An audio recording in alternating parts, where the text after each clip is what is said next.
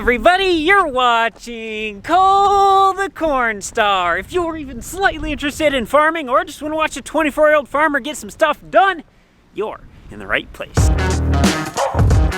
Got ourselves a little pow-pow last night, so I might have to rip out the old snowmobile later. Today, Ron is still here. He's gonna take his excavator and he is going to dig a bigger hole so that way we can throw all this concrete and bury it. And he's also gonna be ripping out all of this. But first things first, we are putting new tires on the John Deere.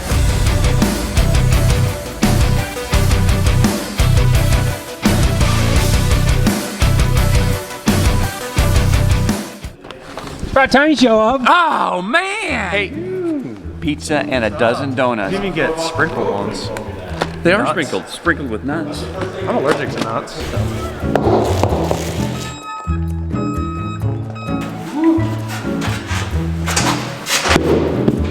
Okay, there we go. We're done. That was easy enough. Well, thank you guys. Oh, I missed that sound.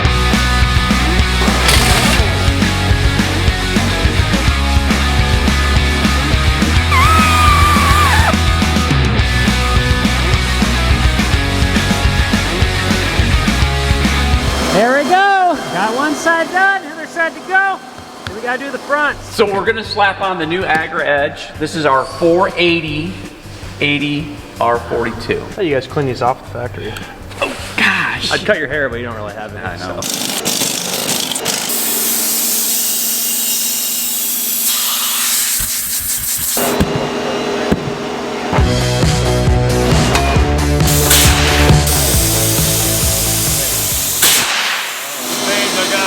We got two of these. I can get another guy and we can hit them with two on them. You got two of them here? We have one. You got one? Yeah. You got one, try it. We'll get them both out and try it. 1, 2, 3.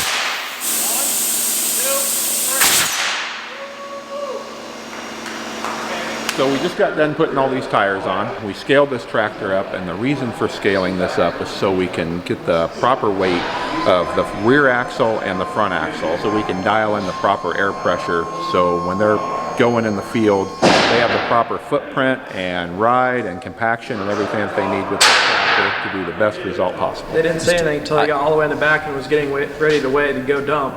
And then they called and said, hey, you're too wet. So now he has to wait in line to get out of there. Oh. So we're all good to go, right? We're good to go. Yep. Cooper, are you happy? Because if you aren't happy, nobody's happy. I admit I'd have preferred 1100s on it, but you didn't want to do it, so. I don't think it's big enough to put 1100. I don't think you got enough Thank you. horsepower. There's screws on the fuel pump. Maybe we should just get a bigger tractor. Ooh. Maybe you'd pay for it. Looks good. You like it? Yeah, it's all right. Cole, you like it? Because if you don't like it, we'll just stay here and we'll take them off and put the old ones back on. I'm getting in the truck and leaving before he enters that. All right, ready? Yep.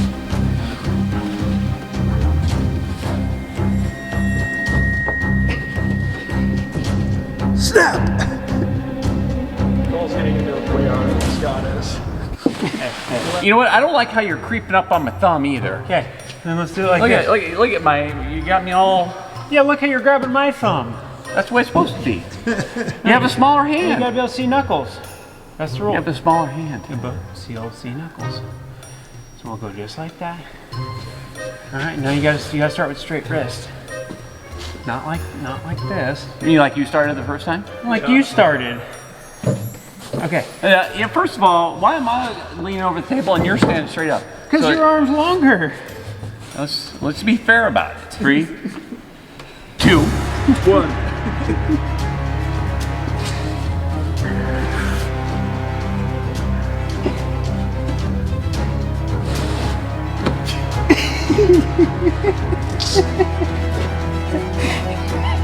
Well, Scott would another. Yes, he will. There she is. Got the back ones on, got the front ones on. Now the big reason on these front ones, the old ones we had on here, this is one of the old ones. This is an implement tire. So this is what like you would find on like a hay rack or something. And if we look at the treads compared to these, this is a steer tire. So this is what's supposed to be on the front of this tractor. We were having some pushing issues with this tractor. So when we cranked the wheel all the way one way, it would kind of push on the ground before it'd finally catch.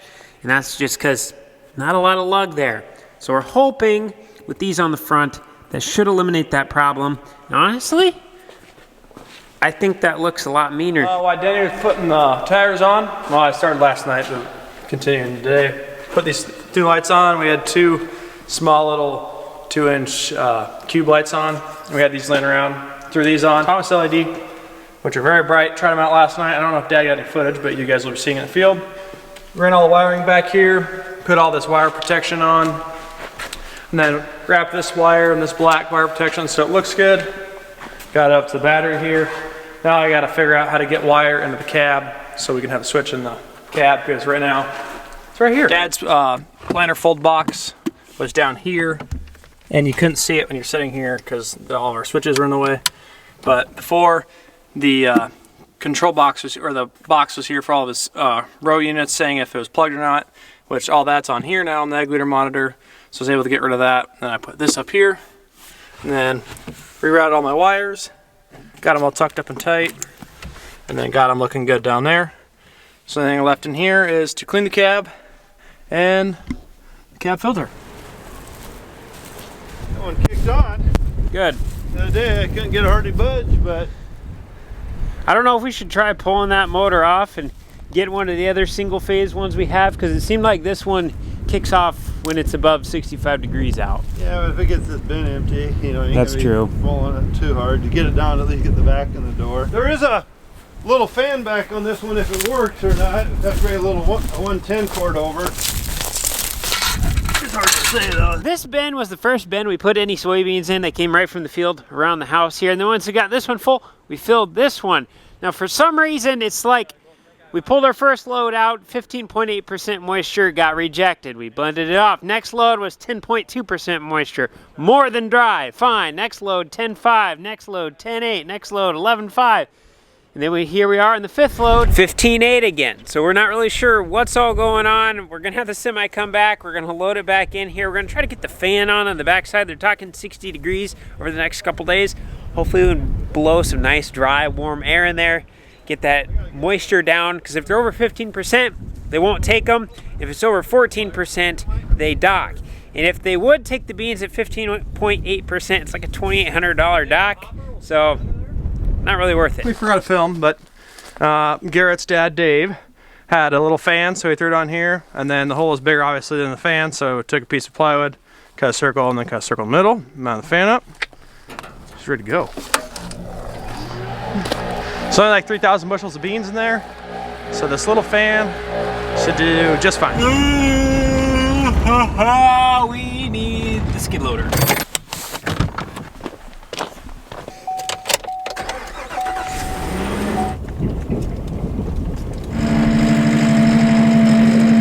Well, that didn't take them long. We're not for taking a $2,800 dock or even a $700 dock for just beans being 1.5% too wet. So they got them pumped back in while I was off getting the skid loader. So we're gonna leave this bin for now. So we're gonna hop over to this bin, which is why we needed the skid loader.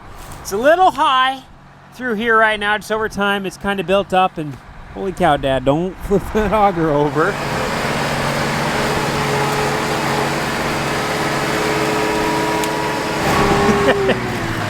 Yay, found a shovel. And then we'll be able to take the 13-inch Westfield swing hopper bottom, this part, we'll be able to fit it right underneath there. And then be able to pull the semi in here, because the end of the auger will be right over the driveway. Then if it rains, we should be able to load because we're on rock. We should be able to unload a lot faster because that bin can unload at full speed, because this can easily take it away. Man, this is the best of both worlds. And on top of that, while we got the skid loader over here, I want to plow down some of these weeds so that way it can be mowed. And on the other side of that building, there's a concrete pad. I want to put all the scrap metal, the good pieces of scrap metal that we have over there. So that way everything we've cleaned up outside at my house is not outside. I don't want there to be anything on the ground outside there. On the back side of that, it's out of the way.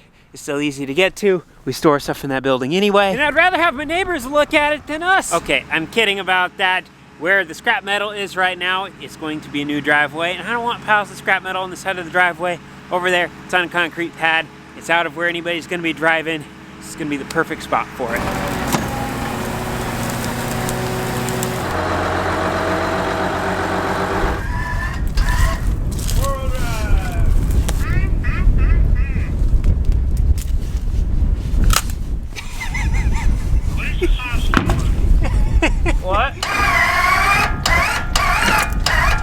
Fits like a glove. Good.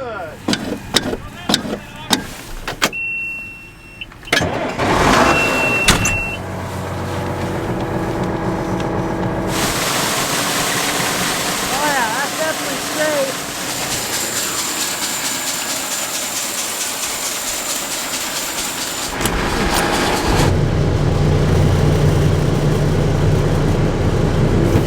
First time driving a Peterbilt. I'm gonna hop in that skid loader and plow around there while it's still light out.